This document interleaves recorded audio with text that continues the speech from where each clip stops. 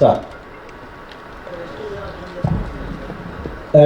ಗುರು ಅದೇ ಸಿನಿಮಾ ಏನು ಸಾಂಗಿಗೆ ಬಳಸಿ ಸಾಂಗ್ 1,000 ಜನ ಡ್ಯಾನ್ಸರ್ಸ್ ಹಾಕಿದ್ದೀವಿ ಸಾಂಗಿಗೆ ಜೂನಿಯರ್ಸ್ ಇದ್ದಾರೆ ಮಗ ಇಡೀ ಸಿನಿಮಾ ಈ ಸಿನಿಮಾ ನೋಡಿದಾಗ ಗೊತ್ತಾಗಬೇಕಂತ ಫ್ರೆಂಡ್ ಸರ್ ಅಮ್ಮ ಇಲ್ಲಿ ಎಸ್ ಬಾಸ್ ಹಾಂ ಸರ್ ಇವಾಗ ಈ ಕರ್ನಾಟಕದಲ್ಲಂತೂ ಗ್ಯಾರಂಟಿ ನಿಮ್ಮ ಸಾಂಗ್ಸ್ ಎಲ್ಲರಿಗೂ ರೀಚ್ ಆಗುತ್ತೆ.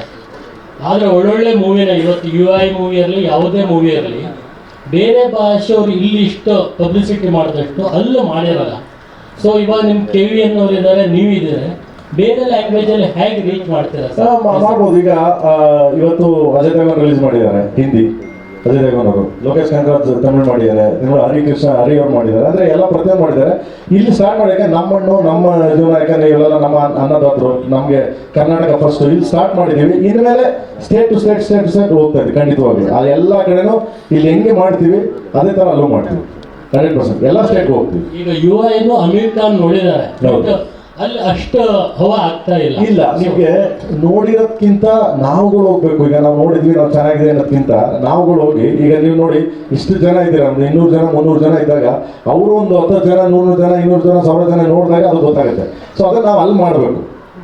ಸೊ ಯಾರೋ ಒಬ್ರು ನೋಡ್ಬಿಟ್ಟು ತಕ್ಷಣನೇ ಹೇಳೋಕ್ಕಾಗಲ್ಲ, ಆಮೇಲೆ ಯಾರೋ ಒಬ್ರು ಹೇಳ್ಬಿಟ್ರು ಅಂತಲೂ ಹೇಳೋಕ್ಕಾಗಲ್ಲ ಅಲ್ವಾ. ಸೊ ದೆನ್ ನಾವು ಹೋಗಿ ನಿಂತು ನಮ್ಮ ಪ್ರಾಜೆಕ್ಟ್ ಹಿಂಗಿದೆ, ನಮ್ಮ ವರ್ಕ್ ಇದೆ, ನಾವು ಎನರ್ಜಿ ಹಿಂಗೆ ಮಾಡಿದ್ದೀವಿ, ಪ್ಲೀಸ್ ದಯವಿಟ್ಟು ನೋಡಿ ಕೇಳಿ ಅಂತ ನಾವು ಯಾವಾಗ ಅಲ್ಲಿ ತೊಗೊಂಡು ಪುಷ್ ಮಾಡ್ತೀವಿ. ಸೊ ದೆನ್ ಅವಾಗ ರೀಚ್ ಆಗುತ್ತೆ, ಆಟೋಮೆಟಿಕ್ ರೀಚ್ ಆಗುತ್ತೆ.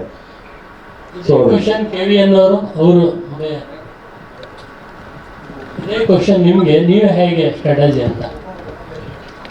ಸರ್ ಪಬ್ಲಿಸಿಟಿ ಸ್ಟ್ರಾಟಜಿ ಆಲ್ರೆಡಿ ಮಾಡ್ಕೊಂಡಿದ್ದೀವಿ. ನಿಮಗೆ ಮುಂದೆ ಒಂದೊಂದು ಸಾಂಗು ಒಂದೊಂದು ಟೀಸರು ನೆಕ್ಸ್ಟ್ ಏನೇನು ಬರ್ತಾ ಹೋಗುತ್ತೆ, ನಿಮ್ಗೆ ಗೊತ್ತಾಗುತ್ತೆ ಎಲ್ಲೆಲ್ಲಿ ರಿಲೀಸ್ ಮಾಡ್ತೀವಿ, ಯಾರ್ಯಾರು ಬಂದು ರಿಲೀಸ್ ಮಾಡ್ತಾರೆ ಅನ್ನೋದನ್ನು ಆಲ್ರೆಡಿ ಅದನ್ನು ಪ್ಲ್ಯಾನ್ ಮಾಡ್ಕೊಂಡಿದ್ದೀವಿ. ಇವತ್ತಿಗೆ ನಮ್ಮ ಇಂಟೆನ್ಷನ್ ಏನಿತ್ತು ಅಂತಂದರೆ ಫಸ್ಟ್ ಸಾಂಗು ಫಸ್ಟ್ ಇಂಟ್ರಾಕ್ಷನ್ ಆಗಲಿ, ಏನೇ ಒಂದು ನಮ್ಮ ಸಿನಿಮಾದ ಕಂಟೆಂಟ್ ಬರಬೇಕು ಅನ್ನೋದು ಫಸ್ಟು ನಮ್ಮ ಬೆಂಗಳೂರಲ್ಲಿ ಬರಬೇಕು, ನಮ್ಮ ಕರ್ನಾಟಕದಲ್ಲಿ ಬರಬೇಕು ಅನ್ನೋ ಇಂಟೆನ್ಷನ್ ಇತ್ತು. ಅಲ್ಲಿಂದ ಸ್ಟಾರ್ಟ್ ಮಾಡಿದ್ದೀವಿ. ಅರ್ಜುನ್ ಸರ್, ಕೈಲಾಶ್ ಖೇರ್ ಅವರು ಜೊತೆಗೆ ಪ್ರೇಮ್ ಸರ್ ಇಬ್ರು ಹಾಡಿದ್ದಾರೆ, ಏನು ಸ್ಪೆಷಾಲಿಟಿ ಅದು? ಅದು ಈ ಹಾಡಿಗೆ ಒಂದು ಫೋಕ್ ಟೋನ್ ಬೇಕಲ್ಲ,